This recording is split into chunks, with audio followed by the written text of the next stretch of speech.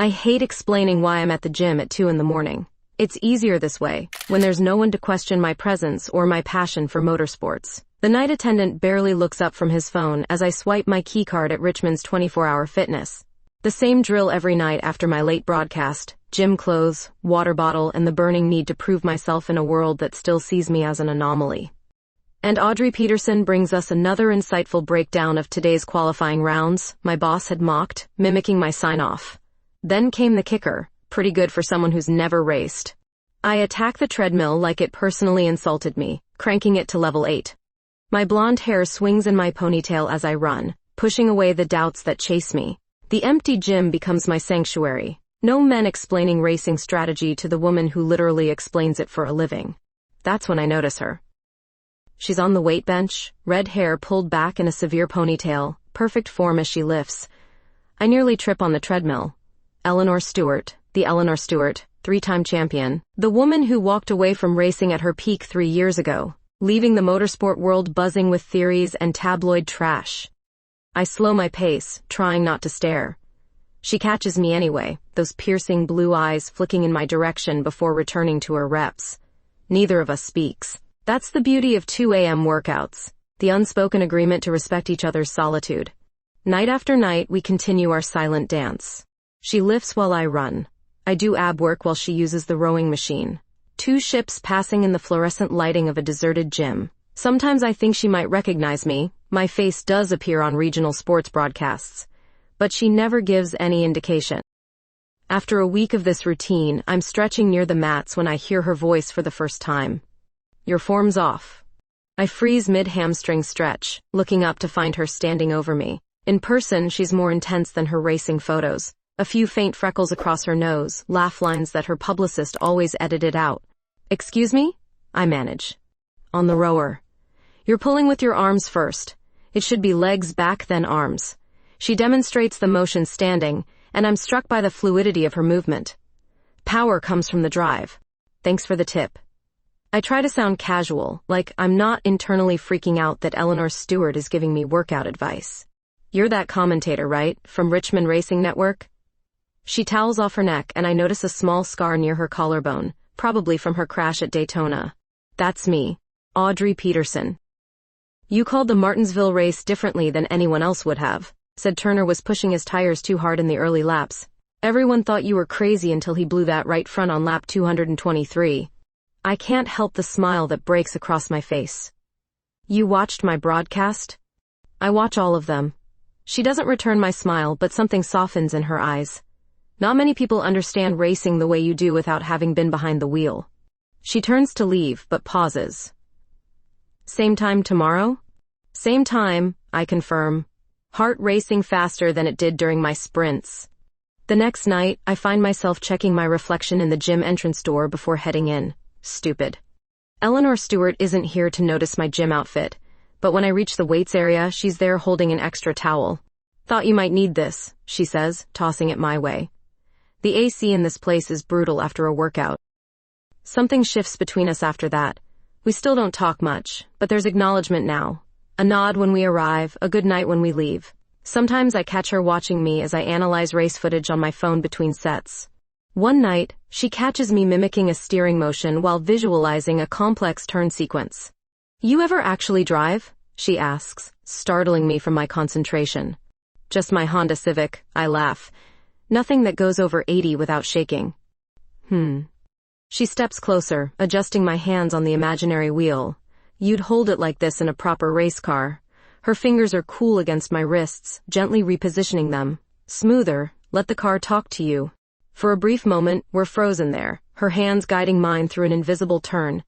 I can smell her shampoo, something expensive and subtle. When she steps back, I feel the loss of contact like a physical thing. Maybe someday I'll show you, she says, and I can't tell if it's a promise or just something to say. As we gather our things to leave, our routine complete for another night, I wonder what drives Eleanor Stewart to this same gym, at this same ungodly hour. What ghosts is she outrunning on the treadmill? What answers is she seeking in the repetition of weights? I watch her walk toward the exit, her gym bag slung over one shoulder, and realize I'm no longer just curious about the racing legend, I'm curious about the woman, the one who notices my form, who watches my broadcasts, who seems impossibly to see something in me worth noticing. Same time tomorrow, she calls over her shoulder, not quite a question. Wouldn't miss it, I reply, knowing I'll be counting the hours until I can return to our strange midnight ritual. Peterson, you're doing the Stewart interview today. My coffee cup freezes halfway to my mouth as Casey drops this bombshell on me in the production trailer. Eleanor Stewart, here? The same woman who spots me during late-night bench presses is now my professional assignment? But Jenkins always handles the guest commentator interviews, I protest weakly. Jenkins has food poisoning from that sketchy taco truck. Casey checks her clipboard. Besides, Stewart specifically requested you. My heart does a weird flutter. She requested me? Don't look so shocked. Your analysis on the Grafton race last month got some attention. Now go get ready. Stewart will be in the press box at 11. I spend the next hour in a panic, reapplying deodorant and scrolling through my old notes on Eleanor's career. Will she acknowledge our gym connection? Should I? The Richmond Grand Prix is our biggest race of the year. No place for personal awkwardness. When I reach the press box, she's already there, transformed from my gym companion into the Eleanor Stewart the public knows. Her red hair falls in perfect waves instead of the severe ponytail I'm used to. She wears a tailored navy blazer with the logo of her former racing team, subtly embroidered on the pocket. Ms. Stewart, I'm Audrey Peterson with Richmond Racing Network. I extend my hand professionally as if we're strangers. She takes it, her grip firm. Pleasure to meet you, Ms. Peterson. I enjoy your commentary. Not a flicker of recognition crosses her face. The small group of other reporters hovering nearby would never guess we've spent hours in the same gym, existing in comfortable silence. The interview goes well, professionally distant. I ask about her thoughts on today's race, her experiences on this track, her new life after retirement. She gives thoughtful, practiced answers. Only once does something personal slip through. What do you miss most about racing? I ask. Something flashes in those blue eyes. The honesty of it, she says quietly. On the track there's no pretending. You either have what it takes or you don't. Our eyes lock for a beat too long, and I wonder if she's talking about something else entirely. That night, I head to the gym at my usual time, half expecting her not to show. But there she is, pounding away on the treadmill like she's running from something. I start my routine silently, waiting for her to acknowledge what happened today. 20 minutes pass before she finally steps off the treadmill and approaches me. Your questions were better than most, she says, toweling off her face. You didn't ask about the crash? I figured you'd had enough of that question to last a lifetime. I adjust the weight machine. Besides, there are more interesting things about Eleanor Stewart than how she left racing. A smile, the first real one I've seen from her, transforms her face. Like what? Like why a world-famous former race car driver works out at 2 a.m. in a mediocre gym when she could afford a private trainer. Maybe for the same reason a rising star sports commentator does. She sits on the bench opposite me. Anonymity has its value. I'm hardly a rising star. I heard they're considering you for the national broadcast team. When I look surprised, she shrugs. I still have connections in the industry. Why did you request me for the interview today? I finally ask. Because you understand racing. She starts adjusting the leg press. And because you've never once at this gym asked me about the crash or why I quit. Would you answer if I did? No. She smiles again, smaller this time. But I might tell you someday anyway. 2 nights later, I'm finishing my workout when a thunderstorm erupts outside. The rain pounds against the gym windows with frightening intensity. Damn it, I mutter, staring at my thin jacket. Problem? Eleanor appears beside me. I walked here. My apartment's only 6 blocks away, but in this. I gesture at the storm. I'll drive you. Before I can protest, she's grabbing her keys. I follow her to the parking garage where, of course, a sleek vintage Porsche 911 waits in the corner spot. This is what you drive to the gym? I laugh, sliding into the passenger seat. It handles the corners on Riverside Drive better than my SUV. She says this completely seriously, and I realize she's evaluating every drive like it's a race. The interior smells of expensive leather and something distinctly Eleanor, a subtle perfume that's nothing like the sweat and determination I associate with her at the gym. As she navigates the empty streets, Her hands move on the wheel with the same precision she'd shown me in our imaginary driving lesson. Left at the light, I direct her, suddenly self-conscious about my modest apartment building. She pulls up to the curb but keeps the engine running. Rain drums on the roof, creating a strange bubble of intimacy inside the car. "Thank you for the ride," I say, not moving to get out. "I wasn't always like this, you know." She stares straight ahead at the rain-slicked street, isolated, suspicious. "What changed you?" Her fingers tighten on the steering wheel. Success has a price. Sometimes it's paid in trust. I don't know what possesses me. Maybe the rain, maybe the late hour, maybe the vulnerability in her voice. But I reach over and place my hand on hers. "Not everyone wants something from you, Eleanor." She turns to look at me, really look at me, and the intensity in her eyes makes my breath catch. She leans forward slightly, her gaze dropping to my lips, and for one heart-stopping moment, I think she's going to kiss me. Instead, she takes a deep breath and pulls back. "You should go inside before the rain gets worse." I nod, disappointed but understanding. "Same time tomorrow?" I might be a little late. Press obligations. As I dash through the rain to my building entrance, I look back to see her still sitting there, watching to make sure I get in safely. She raises her hand in a small wave before pulling away, the Porsche's taillights disappearing into the stormy night. Standing in my dark apartment, clothes dripping on the floor, I realize I'm in dangerous territory. Eleanor Stewart isn't just my gym acquaintance or interview subject anymore. She's becoming something much more complicated and much more thrilling. I hate the sound of knocking before 7 a.m., especially after a late night at the gym where Eleanor and I had finally broken past the professional distance we'd maintained since the interview. Not that we'd talked about anything too personal, just her favorite tracks to race on, my career ambitions, but the wall between us had definitely lowered. The knocking continues, insistent.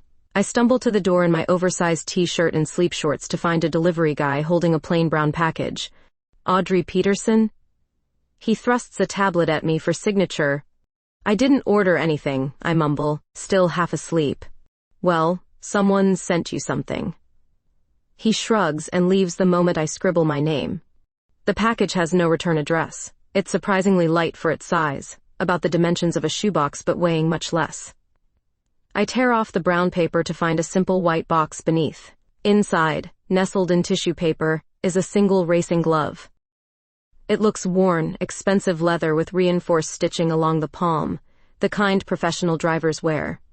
But what makes my stomach drop is the dark stain across the knuckles, rusty brown, unmistakably dried blood. Beneath it lies a note written in block letters, "Some victories come at a price." I drop the glove like it's on fire. There's something sickeningly personal about this delivery. I've received hate mail before, female sports commentators always do, but nothing like this. This feels targeted, specific. Then it hits me. The glove looks familiar because I've seen its twin in race footage, on the hand of Alex Mercer, Eleanor's biggest rival, who crashed spectacularly in her final race. The crash that sparked rumors of sabotage, that coincided with Eleanor's sudden retirement. I skip my morning coffee and drive straight to Eleanor's address, a luxury condo downtown that she'd mentioned last night. The doorman eyes me suspiciously in my hastily thrown-on jeans and wrinkled shirt, but calls up to her unit. "Miss Stewart says you can go up." Penthouse floor. Eleanor opens her door looking unfairly put together in yoga pants and a fitted long-sleeve shirt, her red hair pulled back in a neat ponytail. Her expression changes instantly when she sees my face. "What's wrong?" I thrust the box at her. "Someone sent me this." She takes it cautiously, looking inside. When she sees the glove, all color drains from her face. Her hands begin to tremble so badly that she nearly drops the box. "Where did you get this?" Her voice is barely a whisper. "Delivery this morning." "Is it what I think it is?" She ushers me inside and closes the door, checking the peephole before turning to me. Her luxurious apartment with its floor-to-ceiling windows overlooking Richmond barely registers as I focus on her reaction. It's Alex Mercer's glove, from the crash. She doesn't touch it again, just stares at the box I've set on her sleek coffee table. How would anyone... They were supposed to be destroyed with the car. The note suggests someone thinks that crash wasn't an accident. It wasn't. She runs her hand through her hair, disturbing its perfect arrangement, but not in the way people think. What does that mean? She paces to the window, staring out at the city below. Why would someone send this to you? We've barely been seen together. The gym, the interview. Maybe someone's watching us. The thought sends a chill down my spine. This is why I shouldn't have... She stops herself. You should stay away from me, Audrey. This isn't your problem. Someone made it my problem when they sent me a blood-stained glove, I argue. I deserve to know what's going on. She turns back to me, conflict evident on her face. I can't talk about it here. Not now. Tonight. After the gym, I insist. There's a 24-hour diner 3 blocks from there. Private booths in the back. Eleanor hesitates, then nods once. Midnight. Come to the gym as usual, then we'll go there. I spend the day distracted, jumpy at every unexpected noise.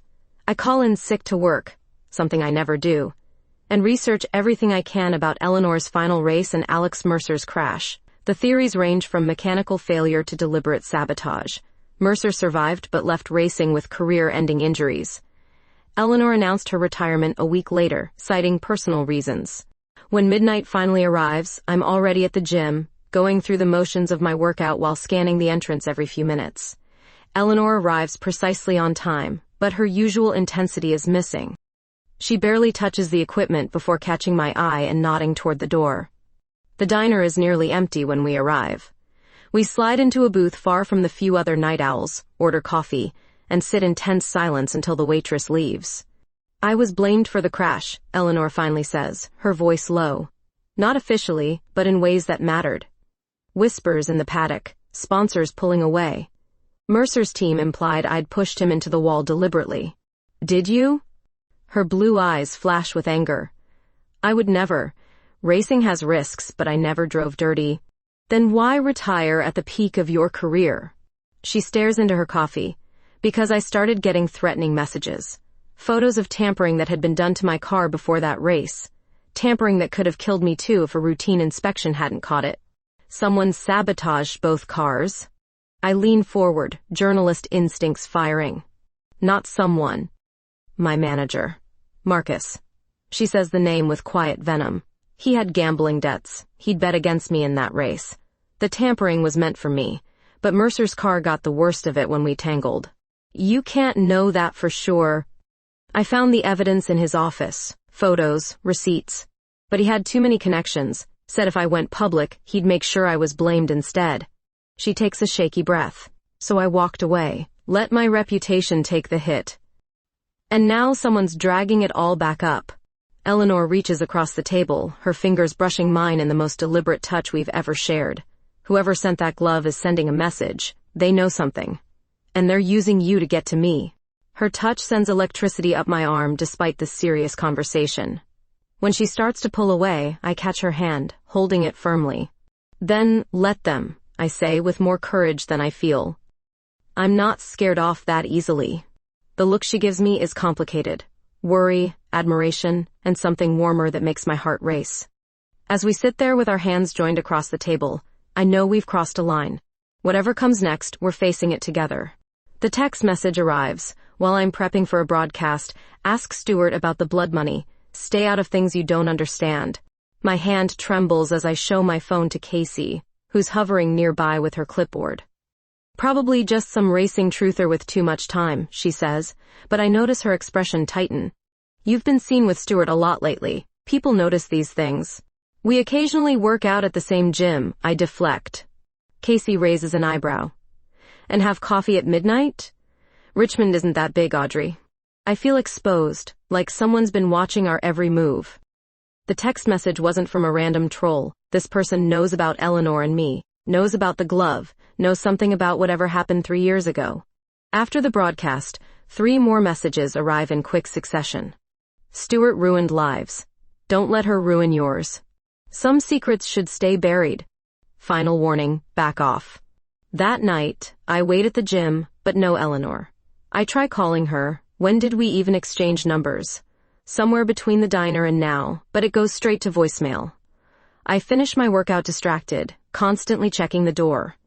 As I'm leaving, a sleek black Audi pulls up to the curb. The window rolls down, revealing Eleanor's tense face. Get in, she says, not quite a question. Once I'm inside, she pulls away from the curb with more speed than necessary. Someone followed me home last night, she explains without preamble. Dark sedan, tinted windows. I lost them, but... She glances at me. Have you received any messages? I show her my phone. Her knuckles go white on the steering wheel as she reads them. This is exactly what I was afraid of. She takes a sharp turn, heading away from my apartment. You can't go home tonight. They might be watching your place. Where are we going? My building has security. You'll stay with me. The decisiveness in her voice leaves no room for argument, though I'm not sure I would have offered one anyway. There's something both terrifying and thrilling about how quickly we've become entangled in each other's lives. Eleanor's penthouse is even more impressive at night. Floor-to-ceiling windows showcase Richmond's twinkling skyline, but she immediately draws the blinds closed. Bathroom's through there if you want to shower, she says, suddenly awkward now that we're in her private space. I'll find you something to sleep in. I emerge from the bathroom in her borrowed t-shirt, which falls to mid-thigh on me. Eleanor has changed into silk pajama shorts and a tank top that reveals more of her freckled shoulders than I've seen before. The domesticity of the moment, her barefoot in her kitchen, heating water for tea, creates a strange intimacy between us. I should have stayed away from you, she says quietly, handing me a steaming mug. This is my mess, not yours. Too late for that. I take the mug, our fingers brushing. Besides, I'm a journalist. Getting to the truth is kind of my thing. Even if it's dangerous. Especially then. I try for bravery I don't completely feel. Eleanor leads me to her living room, where she's made up the sofa with blankets and pillows. You take the bed, I insist. I'll be fine out here. Don't be ridiculous. The bed's big enough for both of us and you need proper rest. She says this matter-of-factly, but something flickers in her eyes. We lie in her enormous bed, a careful foot of space between us, staring at the ceiling. The silence stretches until Eleanor breaks it. I haven't slept next to anyone since before my last race, she confesses to the darkness. 3 years of empty beds. Why? I turn to look at her profile, silvered by the small amount of city light seeping through the blinds. Trust issues. She gives a humorless laugh. Hard to get close to people when you're waiting for them to use you or betray you. Is that what you think I'm going to do? She turns to face me, those blue eyes searching mine. No. That's what scares me. In the dim light, with worry shadowing both our minds, something shifts between us. Eleanor reaches out, hesitantly tucking a strand of hair behind my ear, her fingers lingering on my cheek. I've been alone too long, she whispers. I forgot what it feels like to care about someone else's safety more than my own. My heart pounds as her hand slides down to rest on my collarbone, warm through the thin fabric of the borrowed shirt. Her touch is gentle, questioning, tracing the line of my shoulder. I hold my breath, afraid to break whatever spell has fallen over us. Audrey, she murmurs. My name a question on her lips. A sudden clap of thunder makes us both jump. Neither of us had noticed the approaching storm, but now rain lashes against the windows, lightning briefly illuminating the room. The moment breaks. Eleanor pulls her hand back. We should get some sleep, she says, rolling onto her back again. But sleep doesn't come easily. I lie awake listening to the storm, acutely aware of Eleanor's presence beside me. Whatever's happening between us, this connection that builds despite the danger surrounding us, feels as powerful and inevitable as the thunder outside. Just as I'm finally drifting off, Eleanor's voice comes soft through the darkness. I won't let them hurt you, she promises. Whatever happens, I'll protect you. I reach across the space between us, finding her hand with mine. Our fingers intertwine, and we fall asleep like that, connected by touch, by danger, by something neither of us is ready to name. The morning after our sleepover at Eleanor's penthouse, I wake to find her side of the bed empty. The shower's running in the bathroom. I allow myself a moment to stretch in her luxurious sheets, trying to process everything. The threats, the mystery package, and most confusingly, the almost moment between us last night. My phone buzzes with a news alert. I tap it open and feel my stomach drop through the floor. Racing romance? Former champion Stewart finds new pit crew. The headline sits above a grainy photo of Eleanor and me entering her building last night. The article speculates wildly about our blossoming relationship before pivoting to rehash the controversy of Eleanor's final race. It quotes anonymous sources suggesting the real reason for her retirement might soon come to light. Damn vultures, Eleanor says from the bathroom doorway, wrapped in a robe, her hair wet. She's looking at her own phone with disgust. I'm so sorry, I begin, but she waves me off. I've dealt with worse press. It's you I'm worried about. She sits beside me on the bed. Your career is fine. I'm not the first sports journalist to be linked romantically to someone in the industry. I try to sound confident despite my racing heart, even if it's not true. Something flashes in Eleanor's eyes. Hurt? Before she carefully masks it. Of course, not true. Before I can clarify whatever I meant by that comment, my phone rings. Casey. With a grimace, I answer. Have you seen it? She demands without preamble. Just now, I confirm. Come to the office. Now. She hangs up without waiting for a response. Eleanor calls her lawyer while I dress in yesterday's clothes. We ride the elevator down in tense silence, the weight of public scrutiny already hanging over us. I'll have my driver take you, she says in the lobby. Better not to be seen together right now. Eleanor. I start, but the words stick in my throat. She squeezes my hand briefly. Go handle your boss. I'll call you later. Casey is pacing when I arrive at the Richmond Racing Network offices. Please tell me you're not sleeping with Eleanor Stewart, she says immediately. I'm not, I say truthfully, though my warming cheeks betray how complicated the truth actually is. Good. She steers me into her office. Because I need you clear-headed for this. Casey slides a folder across her desk. The network wants to capitalize on your connection with Stewart. They're offering you a special, a deep dive into her career, focusing on the crash and retirement. A hit piece, I translate flatly. A ratings piece, Casey corrects. Look, Audrey, this could fast-track you to the national broadcast team. Stewart's mysterious exit has been racing's biggest unanswered question for years. I stare at the folder, thinking of Eleanor's vulnerability last night, the trust growing between us. And if I refuse? Casey's expression hardens. Then they'll assign it to Jenkins when he recovers, and he won't be nearly as kind. I leave with the folder tucked under my arm, my stomach in knots. On impulse, I head to the network's archive room. If I'm going to understand what happened to Eleanor, what's happening now, I need all the facts. Hours later, surrounded by old race footage and articles, I've compiled my own file, notes on Eleanor's final race, Marcus's background, inconsistencies in the official crash investigation. Whatever happened went deeper than a manager's gambling debts. My phone buzzes with a text from Eleanor. Dinner at my place? Need to talk. When I arrive, she's laid out an impressive spread, clearly catered, as she'd confessed to being a terrible cook. But her welcoming smile fades when she sees the file in my hands. What's that? She asks, suddenly wary. Research. I'm trying to help. By digging into my past? Her tone turns icy as she takes the file, flipping through my notes. Did your network put you up to this? That's not fair, I protest. Yes. They offered me a special report on you, but I haven't agreed to anything. Yet you're already compiling notes. Her eyes flash dangerously. Was that your angle all along? Get close to the disgraced driver, earn her trust, then expose her secrets for a career boost? How can you even think that? I'm stung by the accusation. After everything we've shared? Shared? She laughs bitterly. We've known each other for what, a few weeks? Met at a gym? Had some coffee? Shared a bed once without anything happening? That's hardly a foundation of trust, Audrey. Her words cut deeper than they should. You're the one who asked me to stay last night. You're the one who touched me. A moment of weakness, she interrupts, voice tight. One I clearly shouldn't have indulged. We stand facing each other across her kitchen island, the carefully prepared dinner forgotten. My professional instincts war with my personal feelings I can barely name but can't deny. I would never betray your confidence, I say quietly.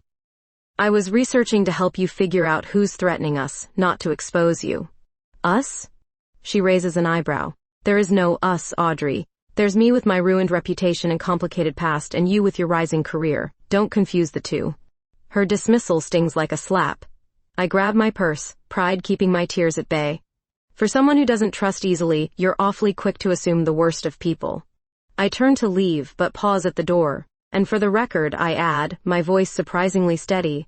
If there's nothing between us, you might want to stop looking at me the way you do when you think I'm not noticing. The door closes behind me with a satisfying thud, but my victory feels hollow. As I walk to the elevator, I realize I've left my research file, all my notes and theories, in Eleanor's kitchen. Too proud to go back for it, I punch the lobby button with unnecessary force. I'll find the truth my own way, with or without Eleanor Stewart's help. I've called Eleanor 17 times in 3 days, 17 times to her voicemail. The last message I left was embarrassingly raw, something about being sorry if I crossed a line but not sorry for wanting to help her. She hasn't responded to a single one. Fine.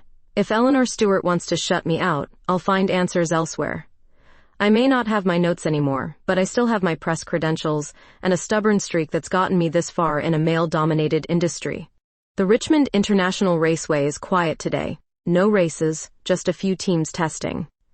I flash my badge at security and head for the garages. The smell of motor oil and rubber immediately transports me back to my first day reporting trackside. Back when racing was just racing, not a mystery wrapped around a woman I can't stop thinking about. Audrey Peterson. Haven't seen you down in the pits for a while.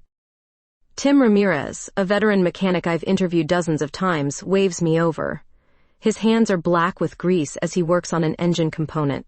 Been busy in the booth, I say casually, but I'm working on a special piece. About safety improvements since the Mercer crash. Tim's smile fades slightly. Nasty business, that one. Changed a lot of protocols. I heard rumors about tampering, I venture carefully. His eyes dart around before he leans closer. Nobody talks about that much, not after what happened to Stewart. But between us, things didn't add up with that crash. Way different damage pattern than a normal racing incident. Different how? Like something failed that shouldn't have failed. He wipes his hands on a rag. Look up Diana Reynolds. She was a rookie back then, pit crew for Mercer. Now she's driving herself. Smart woman. Notices things. I'm scribbling Diana's name in my notepad when a shadow falls across us. Miss Peterson. What a surprise. I turn to find Marcus Tanner, Eleanor's former manager, standing behind me. Tall, expensively dressed, with the kind of tan that comes from yachts rather than honest work. His smile doesn't reach his eyes. Mr. Tanner, I didn't realize you were still involved with the racing circuit. I consult. His gaze flicks to Tim, who suddenly remembers urgent business elsewhere. Curious to see you nosing around the garages, especially given your connection to Eleanor Stewart. My pulse quickens, but I keep my expression neutral. I'm just doing background for a broadcast piece. About safety improvements, or something more personal? His voice drops. Some stories are better left untold, Miss Peterson, for everyone's sake. Is that a threat?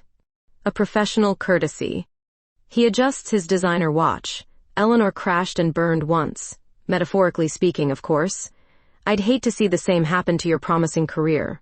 He hands me his business card. When you realize you're in over your head with whatever you're investigating, call me. Perhaps we can help each other. I watch him walk away, his casual menace lingering like exhaust fumes. The card feels toxic in my hand, but I pocket it anyway. Know your enemies, as they say. Finding Diana Reynolds proves surprisingly easy. She's doing test laps today, and I wait by her team's garage until she pulls in. She's younger than I expected, maybe 30, with intense focus as she removes her helmet and debriefs with her crew chief. When she spots me hovering, recognition flashes across her face. You're the commentator, the one with Stewart. I'm not with anyone, I correct automatically. I'm researching the Mercer crash. Diana's expression closes. Not here, she says under her breath. Meet me at Performance Fuels in 30 minutes, coffee shop across from the south entrance. The coffee shop is nearly empty when I arrive. Diana slides into the booth across from me, her gaze constantly checking the door. I idolized Eleanor, she says without preamble. Started driving because of her. What happened wasn't right. What exactly did happen? Diana leans forward. The night before that race, I saw someone in Mercer's garage. Thought it was routine maintenance until I noticed the way they were working on the brake lines. Next morning, I mentioned it to my crew chief, but he shut me down. Said not to make waves as a rookie. Did you tell anyone else? After the crash, I tried. But Marcus Tanner, he handled all the press, controlled the narrative. And then Eleanor quit suddenly. Diana sips her coffee. But here's what I never told anyone. 2 weeks later, someone left photos in my locker. Pictures of Marcus with the same guy I'd seen in the garage. My heart races. Do you still have them? She shakes her head, too scared back then. But I've never forgotten what he looked like, and when Eleanor walked away at the height of her career, I knew she must have discovered the same thing. Why would Marcus sabotage his own driver's rival?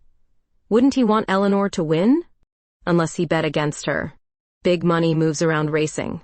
Plus, rumor was Eleanor was considering dropping him as manager. Damaging her reputation would make her dependent on him to manage the crisis. Diana checks her watch. I have to go. But take this. She slides a USB drive across the table. Race telemetry data I've collected. Doesn't prove tampering, but shows anomalies in both cars that day. Use it carefully. As Diana leaves, my phone buzzes with an incoming call, unknown number. I answer cautiously. Ms. Peterson? This is Eleanor's attorney. She asked me to contact you. Is she okay? I ask immediately. Physically, yes. But she's received some concerning materials at her home. She believes you might be in danger as well. Why isn't she calling me herself? A pause. Miss Stewart is processing some new information. She asked that I arrange secure transportation for you to a location where you can meet. Are you available this evening? I think of Marcus's veiled threat, of Diana's fear, of the USB drive burning a hole in my pocket. Whatever storm is coming, I need to face it with Eleanor, not apart from her. Tell her I'll be ready, I say, already gathering my things. And tell her, I swallow hard. Tell her I never stopped believing in her. I've commandeered my apartment wall. Evidence pinned up with a methodical precision that would make any detective proud, or any stalker, depending on your perspective. Photos of Marcus at race events. Printouts of online betting records Diana helped me dig up. Newspaper clippings about the crash. And at the center, connecting everything like a spider's web, red yarn tracing the relationships between Marcus, Eleanor, and the mysterious packages. My apartment buzzer rings precisely at 8. Eleanor's lawyer had arranged for a car service. Someone trusted, he'd emphasized. I grab my coat and the folder containing Diana's USB drive, double-checking that my door is locked before descending to the street. The car isn't what I expected. Not a slick town car, but an ordinary Honda Civic. The window rolls down to reveal Eleanor herself behind the wheel, sunglasses despite the evening hour, her red hair tucked under a baseball cap. Get in, she says, an echo of our last clandestine meeting. I slide into the passenger seat, a tangle of emotions making it hard to speak. Relief that she's here, anger at her silence, confusion about where we stand. Before I can decide which to address first, she pulls away from the curb. I'm sorry, she says finally, eyes fixed on the road, for shutting you out, for what I said. You ghosted me for 3 days while I was receiving threats. I needed time to process. She removes her sunglasses, revealing tired eyes. After you left, I actually read your notes. Saw you were trying to help, not exploit. Then I got another package. What was it? Photos. Of Marcus meeting with known gambling figures the week before my final race. She takes a curve too fast, betraying her agitation. And something else. Maintenance logs showing someone had accessed both my car and Mercer's the night before. Signed off by Marcus. Where are we going? I finally ask as we leave Richmond behind, heading west on secluded back roads. My lake house. Few people know about it. She glances at me. I bought it under a different name after retiring, somewhere to hide when the world gets too loud. We drive in silence for 30 minutes before turning onto a gravel road that winds through dense trees. The house that emerges is not what I expected. Modest, rustic, nothing like her sleek city penthouse. It speaks to a side of Eleanor Stewart I haven't seen before. No one will find us here, she says, leading me inside. We can talk freely. The interior is surprisingly cozy. Stone fireplace, comfortable furniture, walls lined with bookshelves instead of racing trophies. Eleanor moves with familiarity, lighting the fire, turning on lamps that cast a warm glow. I brought everything, I tell her, pulling out the folder and Diana's USB drive. Including information from Diana Reynolds about what she saw the night before your race. Eleanor's eyebrows rise. Diana? I always wondered if she suspected something. We spread everything across her dining table, creating a duplicate of my apartment wall. As I explain each connection I've found, Eleanor fills in gaps from her own experience. The picture that emerges is ugly. Marcus orchestrating a complex betting scheme, manipulating both cars to ensure maximum profit regardless of who won or lost. The tampering on Mercer's car was more severe, Eleanor explains. Mine was subtle, enough to affect performance but not catastrophic. Marcus didn't want me injured, just underperforming. But when Mercer and I made contact at that turn, the damaged systems failed completely, I finish. And you took the blame. I had suspicions but not proof. Not until after I'd already retired. She rubs her temples. And by then, who would believe me? The disgraced driver trying to salvage her reputation? As night deepens, we move to the couch, the fire crackling as we piece together the final parts of the puzzle. Eleanor sits close enough that I can smell her perfume, the same subtle scent from the night we shared her bed. Why now? I ask. Why is someone sending these packages after 3 years? Marcus is making moves to become racing commissioner. Eleanor's voice hardens. He'd control everything. Safety regulations, disciplinary actions, the whole sport. Someone doesn't want that to happen. But why involve me? She turns to look at me directly, her eyes reflecting the firelight. Because you have the platform, the credibility. You could expose him in a way I never could. At what cost? My career? My safety? I don't mean to sound bitter, but fear makes my voice sharp. Eleanor reaches for my hand, her touch sending the same electric current through me as that night in her bed. I would never ask you to risk yourself for me. You didn't ask. I chose to help. I squeeze her fingers. I'm still choosing it. Something shifts in her expression, the careful distance she's maintained giving way to vulnerability. She raises her free hand to my cheek, thumb tracing my jawline with a tenderness that steals my breath. Why? She whispers. Why risk everything for someone who pushed you away? The answer comes easily, more honest than anything I've said in years. Because from that first night in the gym, I saw something in you worth fighting for. Her eyes search mine, looking for doubt or deception and finding none. The space between us seems to contract, the air charged with possibility. When she leans forward, I meet her halfway, our lips finally connecting in a kiss that feels like crossing a finish line I've been racing toward my whole life. We go public, I say, pacing across Eleanor's lake house living room the next morning. The kiss we shared last night hangs between us, acknowledged but set aside as we focus on the crisis at hand. I use my platform at the anniversary Richmond Grand Prix broadcast to expose Marcus.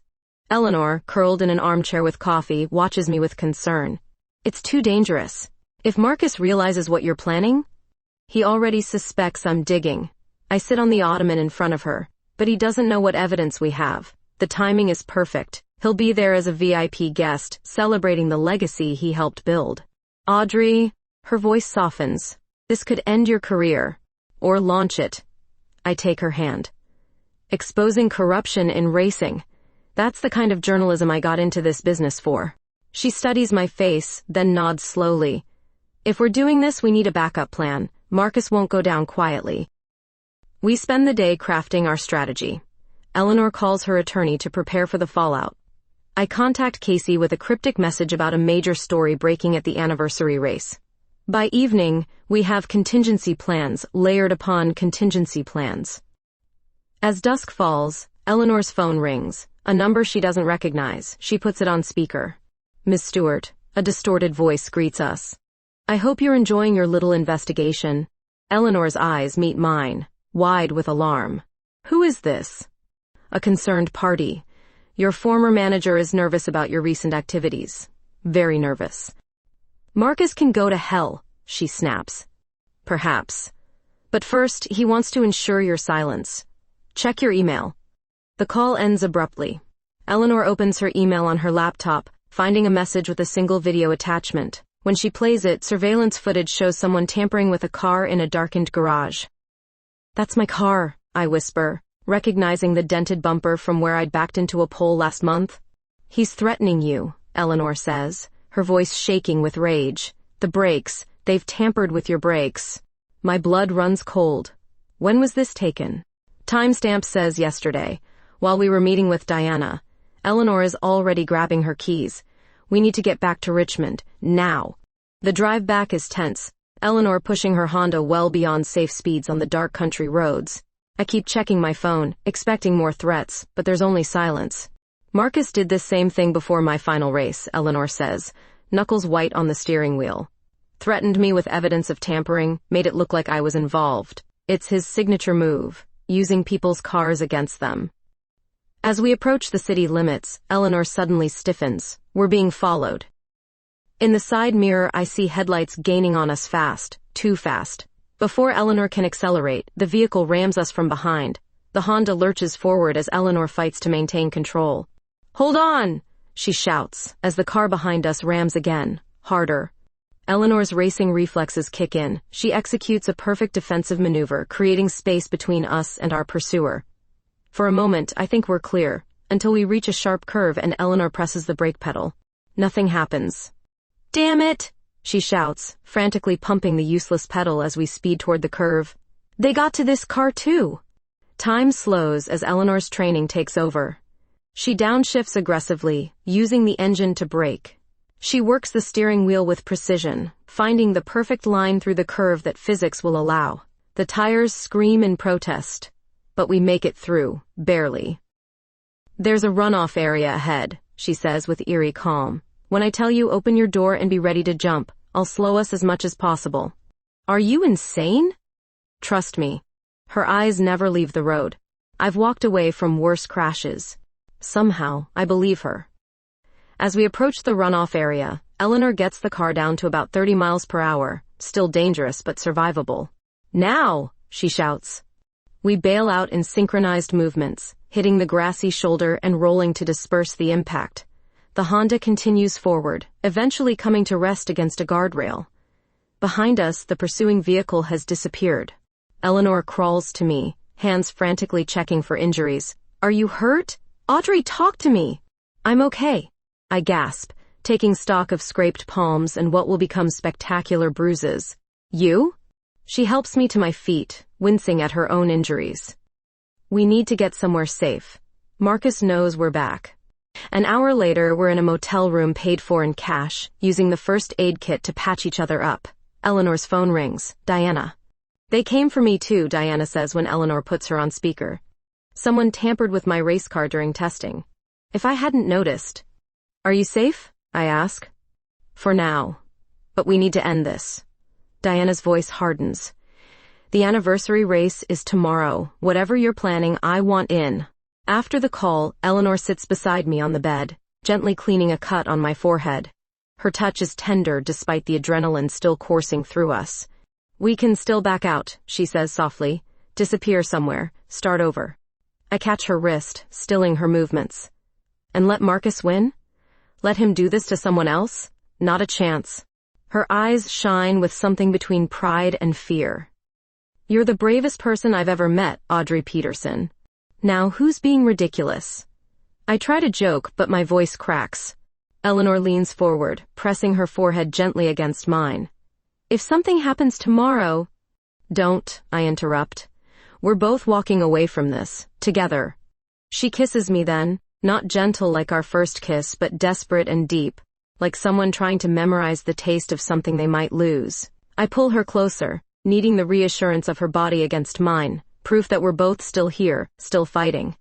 Together, she agrees against my lips, a promise neither of us is certain we can keep. The Richmond Grand Prix anniversary celebration buzzes with energy. Cameras, celebrities, the deafening roar of engines, all amplified by the knowledge that today changes everything.